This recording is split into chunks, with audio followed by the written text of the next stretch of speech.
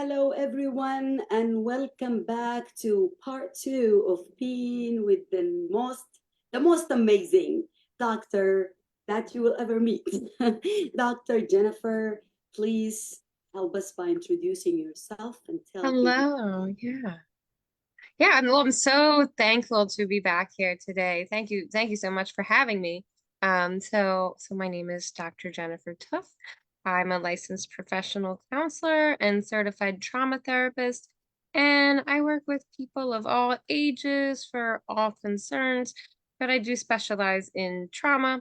And since we've been talking about suicide, I do also work with and specialize a lot in the field of self-harm and suicide.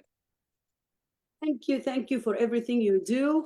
And let's just give a recap from last time, if you remember, just what area that you talked about and you touched on, and we can take it and move on with today's second part two, second episode. Yeah, so last week we talked about suicide, which is a heavy topic. Trigger warning if you're here, we're talking about tough stuff, but I think it's so needed. We have to do this. There's a stigma. We touched on that a little bit last time. Maybe we can talk more about that today. But the stigma of suicide, we have to talk about it sometimes. So last time we talked about what to look out for, the warning signs. So some of those warning signs, you know, changes in behavior, isolating, talking about wanting to die, hopelessness, things like that. And then what you can do if you notice a loved one who is exhibiting some of those warning signs. So asking them directly. You cannot plant the idea in someone's head if, they're talking about suicide. Don't worry that you're going to give them that idea and suggest it for them. Talk about it. You might be saving their life just by asking. And then if needed, refer them to get help for that. Amazing, amazing. And this is just a recap from last time, and we received a large amount of questions that we didn't cover all, but we are going to try to touch and cover as much as possible today. And I promise all of you who are watching us now and who are going to join us, just drop your questions and we will try to get to them.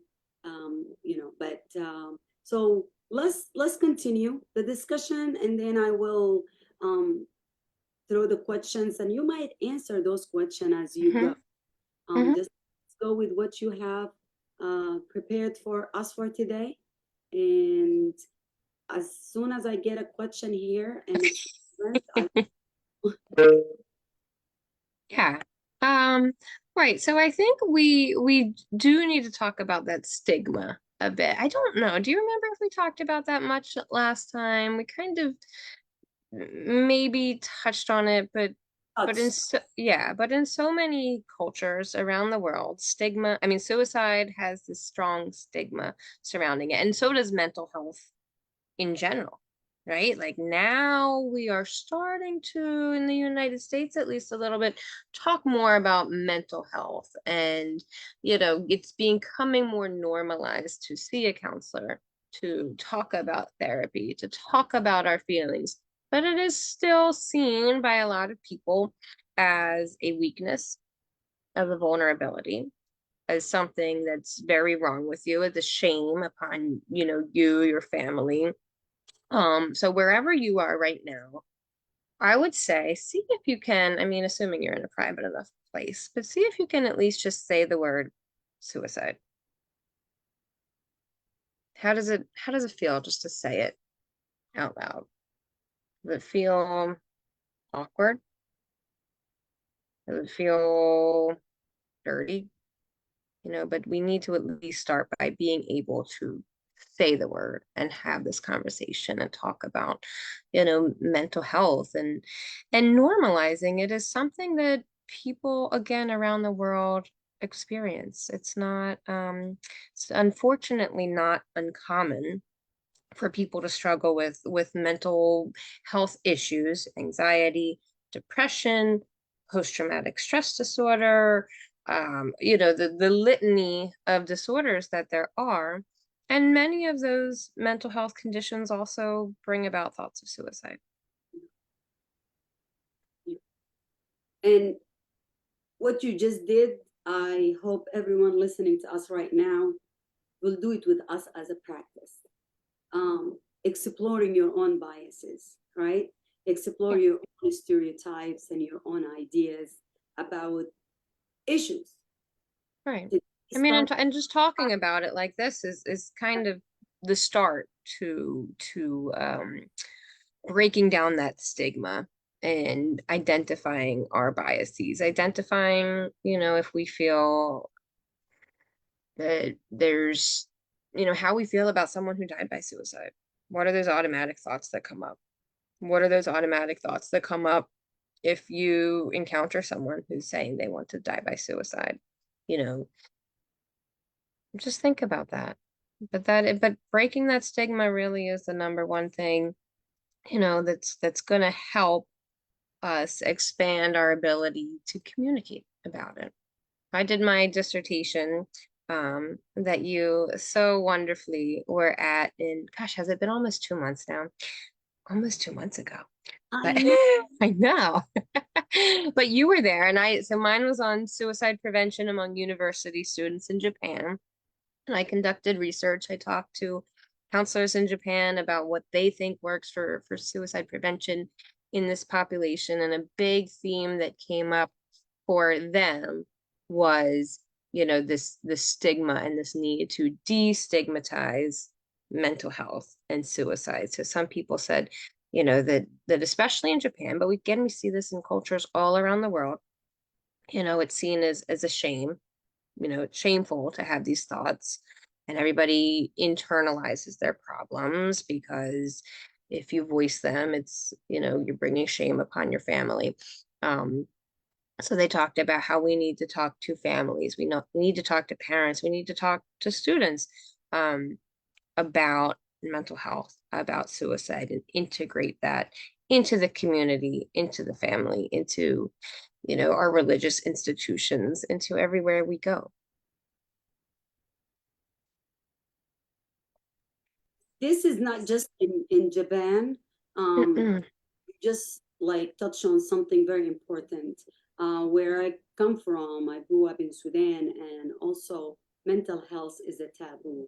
And up to today, even in the United States, and that's was one of the things that shocked me when I first came here to see that mental health is also stigmatized. And when you Mm-hmm. talk to someone about, feeling down or depressed or anything, open up, it is considered a sign of weakness and Mm-hmm. all that. But I think we are getting better. Are we moving fast enough? No, but we are moving the needle, right? And that's what Right. most like that's important than just sitting Right. and not doing Yeah. anything about Right. We're getting there. I think that COVID really, one of the, if we are able to see a bright side to COVID, it. Yeah. is that it's got us talking about the dangers of isolation and how, this global trauma impacted our thoughts and our feelings and our mental health. So now we are talking more about mental health, about suicide, and suicide rates skyrocketed since the pandemic, by the way. Yes. And for a number of reasons, I think that isolation was a big factor, people being cut off from their sources of support, or being stuck in homes that are unhealthy for them, not having access to resources, sources of enjoyment or purpose. But yeah, so now we are talking about it more. So here, what I'm seeing is, so I work, like I said, with people of all ages in my counseling practice. Um, I am seeing more people, more young people wanting counseling services than are Mhm. able to access it. So they want it. These young people, these high school students or younger, they really want services. The problem is access, insurance, transportation, finding a good, credible therapist. So, even though there's still a lot of barriers that exist, I think it's really promising that the people now Especially young people are seeing the benefits of taking care of themselves mentally. Exactly. And just to give statistics about what you mentioned, the increase of the percentage of healthcare Hmm. crisis or mental health crisis and suicide in 2024, this year, which we're still in, we have 2 months left, an estimated 57.8 million. 57.8. So almost 58 million adults in the United States alone. We're not talking about the world, we're not talking about anywhere else. Or 19% of the population here have mental illness. This is based on the definition of any mental illness, AMI, the information I just gave you, from the Diagnostic and Statistic Manual of Mental Disorder. So that number And these are is just the ones we know of, the ones who are getting diagnosed, right? The ones who are getting a diagnosis from a therapist. So think of the many, many, many more who are suffering in silence. exactly, that's just the ones that went and asked for help or reported what they're feeling. And when we look at suicide, it is the second leading cause of death for teens and young adults, especially age 10 to 34. Yeah. And the percentage is like 13.6% adult to 18 to 25. They had serious thoughts of suicide. Like there is 13.6% of adult between the age of 18 to 25 who had serious thoughts of suicide in the past year alone. So that number is not small. We have Mhm. 20% of high school students reported having seriously considering suicide. So those numbers, let those numbers sit there and no, it is not a small issue, and it's just something that we have to keep talking about it. Right. Yeah. So globally, it's about 700,000 people a year who die by suicide. Um, and that number itself might not entirely be accurate because there are countries and cultures that, you know, dying by suicide is illegal, right? So they might not report those. Or a suicide might be misreported as an accident or an overdose instead of suicide. But the World Health Organization estimates about 700,000 people a year. You gave some great statistics about youth. So, like you said, it's the second leading cause of death for youth in the United States, 10th leading cause of death for all ages in the United States. There's more suicides than murders. There's more Yes, suicides than deaths by car accident. That's a pretty shocking one, right? That there's more deaths by suicide than car accident. yeah, yeah. Um, this is like this conversation. It will continue. Like Mm-hmm. we're not trying to dim anybody's light or give Yeah. you some sad things. Right. But Yeah. It's like speaking about it. We need to speak about it because it's sad. It is sad. It's horrible.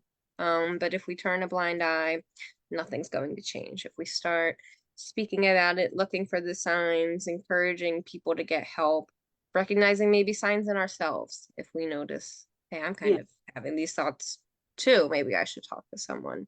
That's the antidote. yes, absolutely right. There was a question from last part one, last show with you.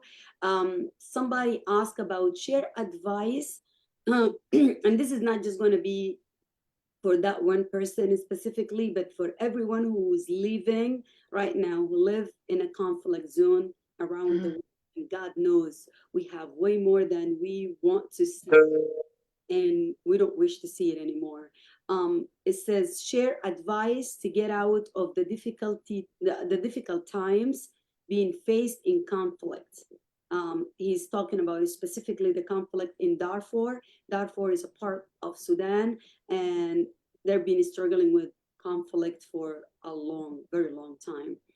And during the war in Sudan, a lot of people are contemplating of committing suicide, but a lot of people don't do it a few people succeeded, but because of the culture, again, the religion, so many Yes, that impact, even if someone committed suicide, the family, the community will cover that up. exactly.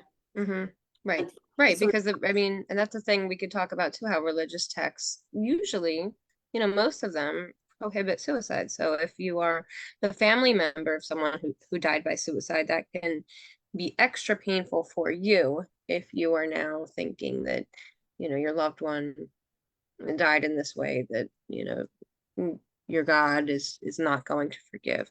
yeah, Um, so but I would encourage, nuanced readings of these texts, of these religious texts that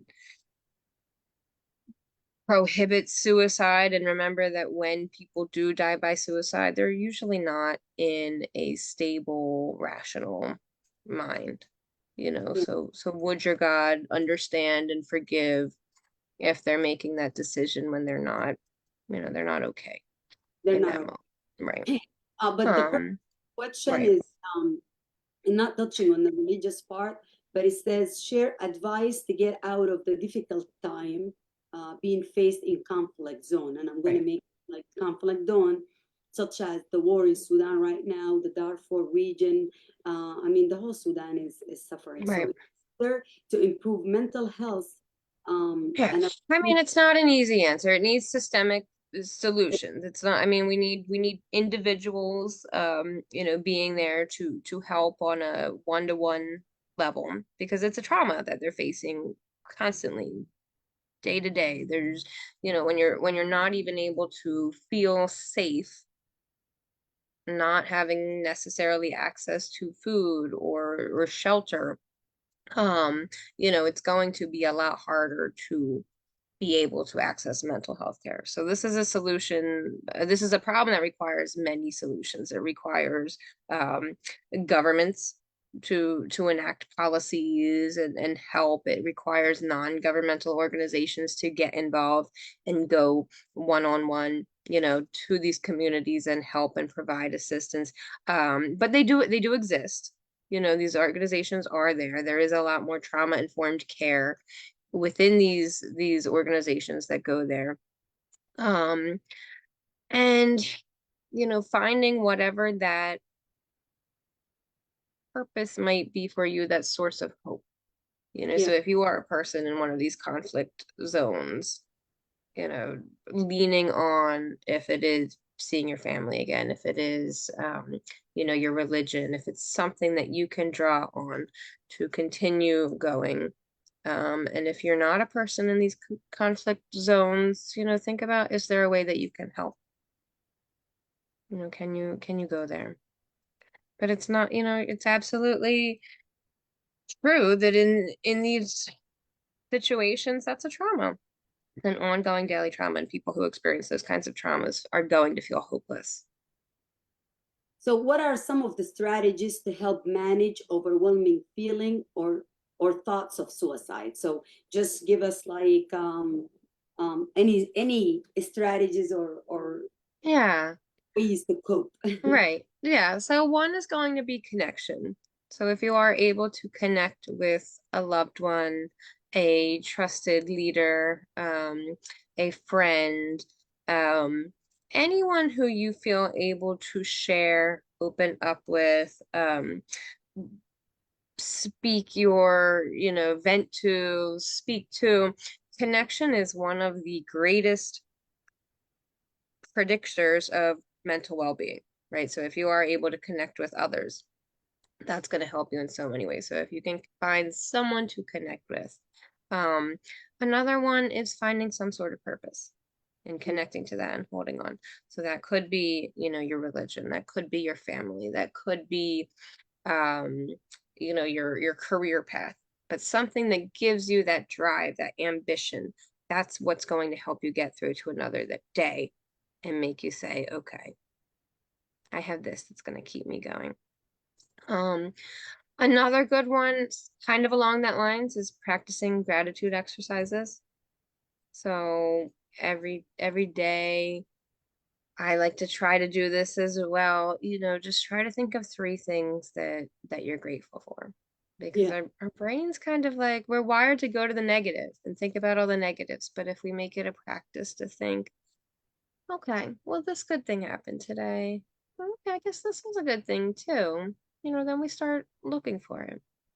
And it doesn't have to be a big thing, right? We don't always have these big moments every day. It can be, I had a really good coffee today, and I watched this great interview today. It can be these small little pockets of joy that help you focus on the moments in your life that are peaceful, happy, that make you feel good. Take the small wins. The So small ones, because they add up. walking, listening to music, Yep, those are great ones.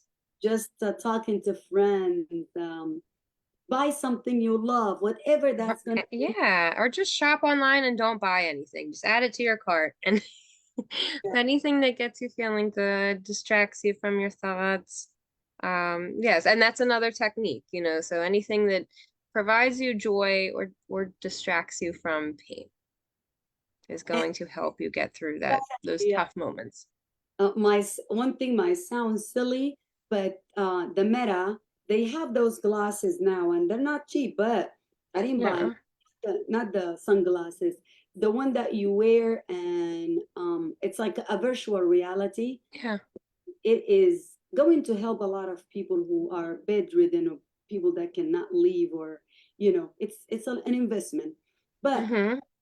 that you don't have to buy those. What I do every now and then when I know that I can't travel, and I love traveling, I have my list. I will go to like the booking or trip advisor, and you Mm-hmm. find the destination that you want to go to, and just look at all those beautiful pictures and see the people who went there and share their journeys, and I feel like I'm And there. practice being there in your mind. So Yes. focusing on your, the five senses. So, if you love the beach, can you, see the ocean in your mind? Can you smell the air? Can you feel the breeze, the sun on your skin? Can you feel the sand in your toes? Just kind of go there in your mind to escape from whatever it is that's bothering you in the moment. That will answer Maya's question. She said she wants to work on her mental health, but with everything going on in the world, she don't know how. So virtual reality, do some. Yeah, and little steps, little steps. It seems very daunting, right, to say I'm going to work on my mental health. Um, so little steps, and you might want to conceptualize it as different forms of self-care that you can do. So can you do something physically each day? Can you do 20 minutes of some sort of exercise? Because our bodies and our minds are connected. So the more that you physically exercise, the better your mental well-being is going to be, um and vice versa. There's definitely a connection between our mental and physical health the other way. So physical, if you can infuse some of that in your life, if you can do something else that's enjoyable to you each day, journaling, taking a walk in nature, listening to music, just working on yourself in that way, starting to find these moments that bring you joy and making it a purposeful thing to do things that care for you. Let's do a practice with everyone. Everyone listening to us right now, first of all, thank you for being here, and drop your technique, your coping mechanism. Yes, Tell us, put it in the chat. put it in the chat, and we will read it out loud. We'll give you a shout out.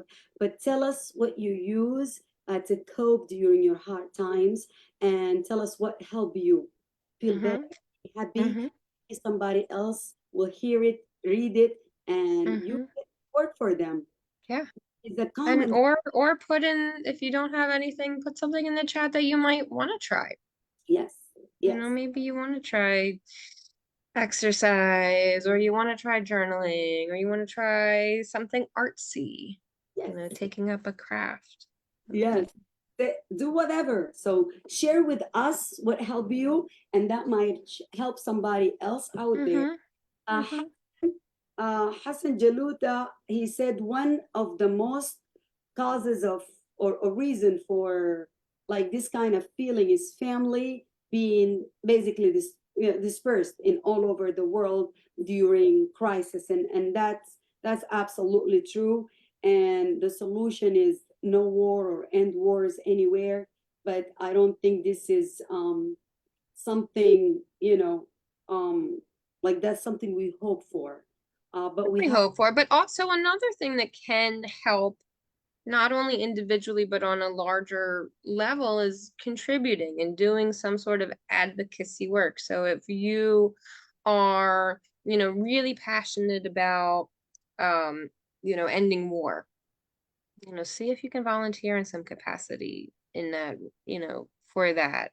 So I do a lot of advocacy work, and that gives me a sense of purpose. It makes me feel like I am just this one little person, but I can try to affect as much as I can. So it's, it sounds like this big thing that,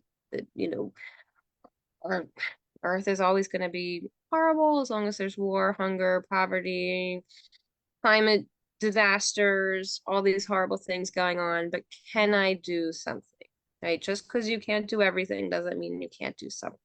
And that one little thing that you do is going to help, not only your own mental well-being, because it will give you those feelings of I'm making a difference, but it is actually going to make a difference the more of us that do that. Thank you for saying that. And you see me smiling, not because the topic is light, but yesterday at one of my training, I explained to them, I showed them how people sometimes overwhelm themselves by thinking about world peace as a Mm-hmm. big, huge thing, Mm-hmm. or helping or changing the world as, oh, this is something nobody can do. So Mm-hmm.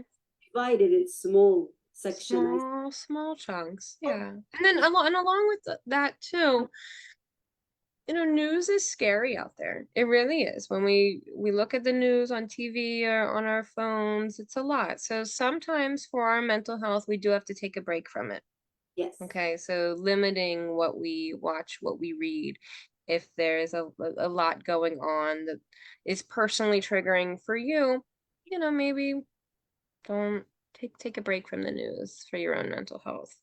yeah, Election time, here in the US is very stressful for a lot of people. So, you don't have to follow everything. it's scary and hard, but it's Mm-hmm. like just find time to take a break and remember that Mm-hmm. the world is made of you, me, Jennifer, Mm-hmm. Ruby, Maya, Hassan. Everybody's watching us right now. Yeah. So when we focus on ourselves and do good and Mm-hmm. talk about doing good, raising awareness, raising Mm-hmm. kids that are gonna do good. Yeah. This is what the community is made of, and this is what the world is made of. So it is not a big problem that we can't solve if everyone just focus on fixing their home, because the Right. community is made of all of our homes combined. Absolutely. Right? Mm-hmm. Hassan said war and drugs and money disqualified as well. He's like talking about wars is affecting people, drugs Mm-hmm. affecting people, and lack of money, I think. Yep. And Yep. Absolutely. yes, yes, this is basically, uh, he said the school curriculums is one of the most important factors in order to downsize the number of this matter. Um, do you, do you agree with this? I Yeah. do you agree? Yeah. Yeah, I mean, like with the role of schools, what I schools can do, and if I understood him right, basically that our curriculums, things that we do in a daily basis to help kids to identify their mental health, help them to cope, figuring out, what will trigger them or how we can help them if they have problem. yes, That will help finding bullies and not allowing absolutely. So Yeah, can you yeah, 100%, 100%. So we, pass them? again, around the world, it goes back to like that stigma and that education about mental health, and schools can play a big role in that, Yes, in teaching kids about feelings, teaching yes, kids about, how to express those feelings, teaching kids how to talk about those feelings. I didn't have that when I was little. I don't know if you did, but I feel like they're starting to make no, yeah, they're starting to make some changes. I have little clients that come to me that are kids, and they said we did yoga and mindfulness in school today. I'm like, oh, okay, that's different. We didn't do that, but they're starting to talk about this. But yes, it's not just as kids, throughout high school, throughout college. We need to make mental health, mental well-being, caring for ourselves a part of the curriculum. exactly, exactly. And this also plays with the theme that we said earlier. Like all of us try to work. If the school is not doing what they should Hmm. do, you parent, you as a family member, try to help as much as you can.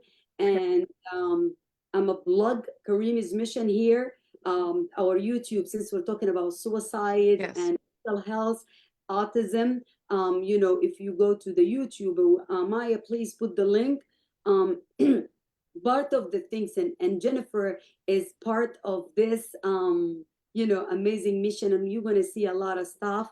But And it's feeling, an amazing organization. Donate if you haven't already. Donate right now. but what I want to bring in is the feeling songs. Like we have a song Mm. to help kids with autism identify with their feelings. Mm. Why I'm bringing this topic, not just plugging in Kareem's mission, but to say that you can say this is too early. You can start at any age with any Absolutely. type of abilities, with different abilities. And there's so many different ways, from a feelings wheel to feelings, poster on the wall of different faces, a smiley face, a sad face, an angry face. If the child cannot read, but they can look at a face and identify with that. You can watch a show with your child and talk about what the characters might be feeling and why. There's a lot of different ways for all ages and ability levels to talk about feelings and to start that conversation. Yes, So no, it's never too early. It's also never too late. thank If you're if you're an adult and you're realizing like, gosh, wow, I'm not really in tune with my feelings, and I go from hot to cold, from happy to sad, you. with no in between, and or I just feel numb and I don't know what my feelings are. You know, talk about it. See a professional mental health therapist if you need to, or just do some work on your own. But it's never too late. Never too late and never too early to start. Hmm. So Hmm. start early. Thank you, Sarah. Thank you, Iman. Thank you, everyone, for watching, commenting, and loving. We love to have you here. We do this for you. Sarah is a therapist as well, and she was here with Sarah. twice, and she is very comfortable, like is speaking English, but because Arabic is her first Hmm. language, I forced her to do Arabic because me, yes, not force her like the bad way, like please, please. And she is graciously been coming and talking in Arabic. If you are watching us, I see someone commented in Spanish. I would Oh love to yeah. come and talk Yeah. in Spanish. I love how culturally diverse the audience Yes, is. And I think that speaks to, again, now this is a global issue. yes, This isn't just suicide, mental health issues. They don't just affect a certain population. They affect everyone, regardless of, your ethnicity, your gender, your religion, your age, sexual orientation. It does. your socioeconomic status. It affects everyone. Yeah, yeah. Sarah commented here with a coping mechanism that worked for her. Oh, yeah, I love to hear. Deep breathing. Sarah is a therapist too, but she said deep breathing is a quick but powerful wellness tool. So we use deep breathing with her during the last show. She came. Oh, okay. Mm-hmm. Deep breathing in. So you can do in through the nose and then out through your mouth. And I'm sure you both know, but diaphragmatic breathing, breathing from your diaphragm. You can put your hands on your stomach to make sure that your stomach really rises, expands when you breathe in, and contracts as you breathe out. And that exhale really is the key movement there. The exhale is like the brake pedal on your car that's slowing your whole body down. So, so deep breathing is a great one. And But it's there's videos on YouTube. There's breathing techniques that I teach little kids. There's breathing techniques that I teach for, older people. Find one that works for you. And it doesn't even have to be a big, long 10-minute breathing session. Sometimes just one nice deep breath when you're stressed out or not feeling yourself can have really powerful calming effects on you. and it might sound simple, but it does do the But work. it has a big, powerful effect. These simple things add up. Yes, it slow you down. It help you like and when you breathe out, just make sure you do it like very slow. While you're listening to us right now, you don't need to open your eyes. Close your eyes Mhm. for a minute. Do the same thing that Jennifer just showed you. Take a deep breath. Relax your Hold it body. and slowly exhale. So those are some techniques that we can share with you, and I'm going to read everybody's comments here. But Maya said, "Be the advocate." So that's I think one of the things that. Yes. Yeah. Again, good for yourself and for the world. Yes, yes, yes, and yeah. So next time, I would like to join with your support topic. I am from Libya. Welcome, Oh, welcome, wow. joining us from Libya. Welcome. Drop down where you listening to us Yeah, from. where are you watching from? A shout out. I hope I love Libya, and we have so many Sudanese people that went there, worked, and stayed for a long time. And I hope you guys are all safe. And Hassan, thank you for being here. Next time, please join us. And two things. Everyone listening to us right now, share with us your coping mechanism. What Hmm. helped you be happy What makes you feel good? What calms you down? and where you're Hmm. from.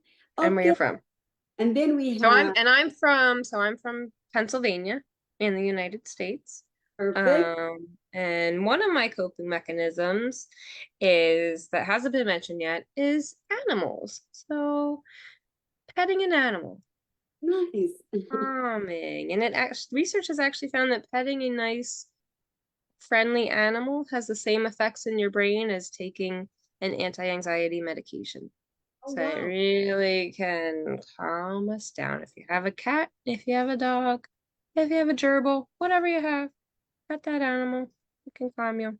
Maybe I need to know that. I didn't know that, but Yeah. no, I'm not an animal person. I love seeing them from far, but I'm a we have Abdul Azim, Abdul Wahab al Tayyib. He said hi. He's Sudanese, but he's living in Egypt right now. He's Wow. watching from Egypt. Welcome. Hello.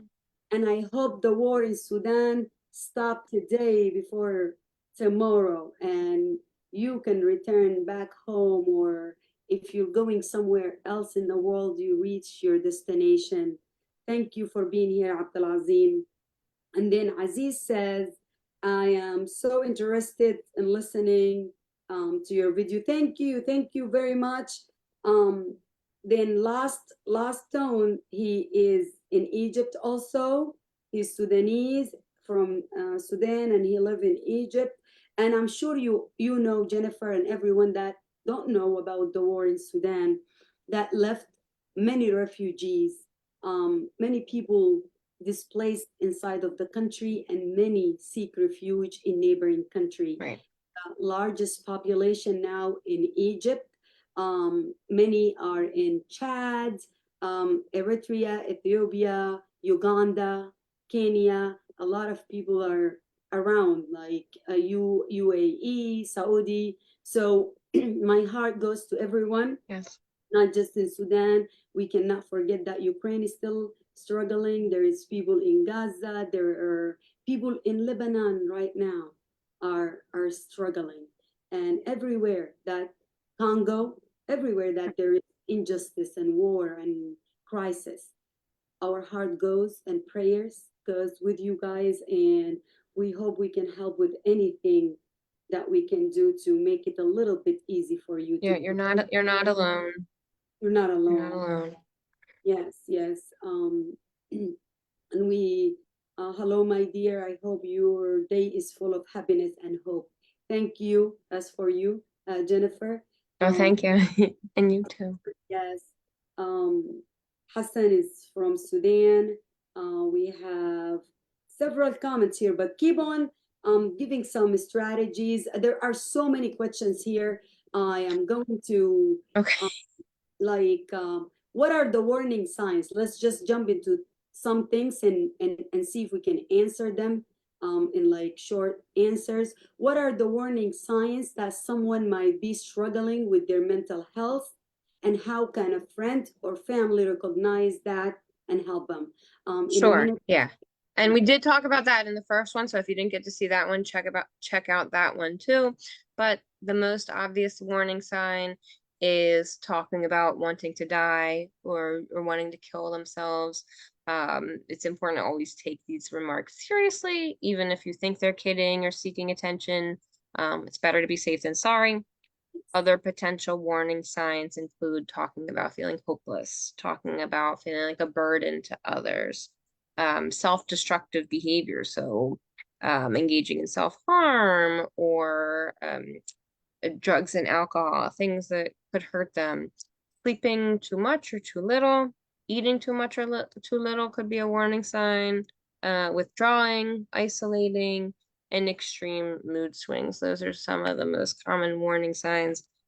Although I'll add that, like we talked about last time as well, sometimes people don't exhibit any warning signs at all. Okay, so it's if you know someone that died by suicide and you really can't think of anything that they did that there was a warning sign, that's that happens. But sometimes people just don't show it. So, don't be so hard on yourself to think I must have missed something because sometimes there isn't anything to miss. Yeah, Um, and if you do notice those signs, talk to them about it. Like we're having this conversation, you can straight up ask them if they're thinking about wanting to kill themselves. And if they say yes, you know, take it seriously and get some resources. So in the United States, you can call 988. Most countries have some sort of similar crisis hotline or local resource that you can go to if they are in imminent danger. But take it seriously and provide resources and referrals to people who are saying that they're feeling that way. perfect. And with that line, can you share some therapeutic approach that are particularly effective for individuals dealing with suicidal thoughts? So the person Yeah, who's suicidal, yeah. what can Right. we? So in the therapy environment, and things that I do as a therapist are going to be different than something that like a friend or a family member might do. But therapeutic approaches, we generally make a crisis safety plan with people. And this is, something I think anybody could do to an extent. So helping the person recognize, like we talked about, what are things you could do in a crisis? Could you call your best friend? Could you take a walk? Could you pet your dog? What are those things that could help you? And if those don't work, what could you do? So making that plan. In the therapeutic environment, things that a trained therapist might do are helping them recognize, what those feelings are, what the underlying thoughts are. So sometimes these feelings stem from thoughts that they're worthless, thoughts that there's no hope, and kind of helping them recognize when those thoughts are not 100% rational, helping them develop some more positive, realistic thoughts that, they can adapt and use in their lives. And helping them learn again, like using these skills, all these coping techniques and skills that we talked about. A therapist can help you make that a regular practice so that anytime you get overwhelmed, I can do ABC. I can take a walk. I can pet my dog. I can call my friend, and it becomes second nature. Perfect, perfect. So, what do you wish that more people understand about the mental health journey? So this is Hmm. Oh, like it's a good question. Um, I mean, that it's just how common it is. I think just how common it is, really that it's not if you're the person struggling with a mental health issue, that you're not alone. And if you know someone who's struggling, again, that you're not alone. You're not the only person that has a loved one that's experiencing this. And that, again, there's nothing, might be something, wrong with the person and that they're struggling, but it's nothing wrong with them as a person. A lot of mental illnesses are very, very, very treatable, very treatable, you know. So there's hope, and you're not alone. perfect, perfect. So, like for the family, we just talked about a message or effective methods that someone who is thinking about committing suicide or Yeah. having suicidal thoughts, what approach, what method that we can Yeah. say to them to help them. Yeah, and if you're a family member, listen to them. Just really honestly listen to them. Don't try to tell them that, that they're not making sense. Don't try to tell them they're crazy or that they should be happy or, you had it worse than them. Just listen to them. Okay, so if you have, say, like 3 minutes to Mhm. summarize today's show, what would you say to give us like a big, nice, like summarization of what we discussed today? It can go to 5 minutes, don't worry. I don't Um, know if I could even do 5 minutes. Um, okay, join. we talked about a lot today. Um, but yeah, so I think that what we talked about today, we recapped what we talked about last time with suicide, and I want to encourage you all to start that conversation about suicide with people you love. Don't deny that it could happen. Educate yourself on mental health issues. Prepare yourself for that that one individual you might come across that might be having these thoughts of suicide. Um, so think about ways that you take care of yourself physically, mentally, spiritually. What are those things that you do? Who are the people that you can connect with? Are you taking care of yourself? These are the things that you need to do to take care of yourself. Um, and that other people, when they're struggling, also need to do. So I think that, the main focus of today's conversation is, again, you're not alone. We all need to be able to take care of ourselves so that we can take care of our communities and our world. Perfect, perfect. And yes, Abdul Azim, we had part 1 of trauma and suicide, and we had so many questions and unfinished business or unfinished um, discussion and answer, and that's why we did the part 2 of this. This is to wrap the trauma and suicide, and after that, graciously, if Jennifer will give us time after I come back from my trips, then Yeah. we can let you know when we'll have the next one and Yeah. And topic. let us know in the chat what you want to Yes, talk about if as it relates to maybe mental health or yes. anything like that. This is for you guys. This Mhm. uh, we will listen. If you suggest, we will listen, and I'm sure if you dropped what you want Jennifer to talk about next, we will definitely do that. But this is basically recap to the trauma and suicide in English. Sarah will continue in Arabic. We will let you know. I believe our Arabic mental health show is on the 25th of Oh, I October, love that. but I Okay. will announce it for you guys. And before we end, I don't know if last time we were able to get you on the lightning round with many questions or not. Okay. So let's ask a few questions. I just give people a general idea to get to know you.